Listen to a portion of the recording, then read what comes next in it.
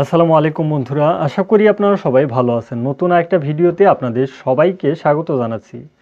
Saudi আরবের ভিসার সম্পূর্ণ কাজ কমপ্লিট হয়ে গেছে। শুধুমাত্র একটা বিষয়ের কারণে আপনার ফ্লাইটে যেতে পারতেছেন না, তা হচ্ছে ম্যান পাওয়ার। আর এই ম্যান পাওয়ার নিয়ে একটু ঝামেলা হয়ে যাওয়ার কারণে ম্যান পাওয়ারের কার্যক্রমগুলো কিছুদিন বন্ধ থাকার পর আবার নতুন করে আজকে থেকে চালু হয়ে গেছে। এটা আলহামদুলিল্লাহ।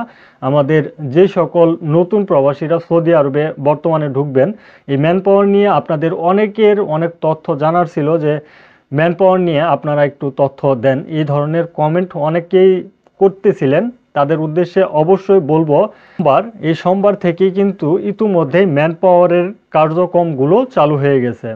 বাংলাদেশ সরকারের সাথে কিছু একটু সমস্যা হওয়ার কারণে ম্যান পাওয়ার যে কার্যক্রম এগুলো কিন্তু বন্ধ করে রেখেছিল। তবে নতুন যে ভিসাগুলো, এই নতুন ভিসাগুলো আর ম্যান পাওয়ার এগুলো কিন্তু কার্যক্রম আস্তে আস্তে চালু হবে। তবে অবশ্যই যাদের ইতিমধ্যে ম্যান পাওয়ারের জন্য আপনারা অপেক্ষায় ছিলেন, ম্যান পাওয়ারের জন্য আপনারা ফ্লাইটের যেতে পারতেছিলেন না, তাদের উদ্দেশ্যে বলবো আপনারা এখন আপনাদের যে নিজস্ব এজেন্সি যাদের মাধ্যমে ভিসার কার্যক্রমগুলো করাচ্ছেন, অবশ্যই তাদের সাথে যোগাযোগ করার চেষ্টা করবেন। তাদের সাথে যোগাযোগ করে ম্যান পাওয়ারের বিষয়টা অবশ্যই তাদের মাধ্যমে সুরাহা করে নেওয়ার চেষ্টা করবেন। আর অবশ্যই এই ম্যান পাওয়ারটা হয়ে গেলে আপনি আপনার বিমান টিকিট কিনে আপনার পাসপোর্ট এবং ভিসা দিয়ে অবশ্যই সৌদি আরবে ঢুকতে পারবেন। এখন আর কোনো ধরনের সমস্যা হবে না। তো এই বিষয়টা অবশ্যই এজেন্সিকে বলে রাখবেন। আর অবশ্যই যেহেতু এজেন্সিকে আপনি বলবেন, বিমান টিকিটের বিষয়টা অনেকেই বুকিং করে রেখেছিল, আবার অনেকেই কিন্তু এই বিমান টিকিট কিনেনি।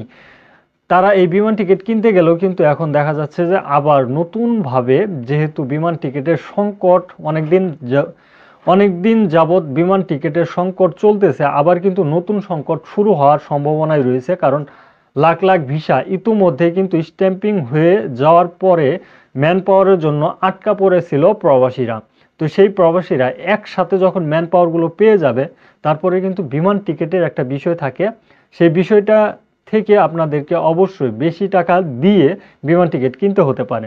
সেজন্য আপনি আগে আগে ম্যান পাওয়ার করে নেওয়ার চেষ্টা করবেন। আশা করি এই তথ্যটা আপনারা বুঝতে পারছেন এবং শেয়ার করে দিবেন। অনেক প্রবাসী রয়েছেন এই তথ্যর জন্য অপেক্ষা করতেছিলেন, তাদের জন্য আলহামদুলিল্লাহ ভালো একটা খবর, ম্যান পাওয়ার আবার শুরু হয়ে গেছে। বিএমএটি ম্যান পাওয়ার অবশ্যই এখন কার্যক্রম চলতেছে। আপনারা অবশ্যই এজেন্সির সাথে যোগাযোগ করবেন। ধন্যবাদ সবাইকে। সালামু আলাইকুম।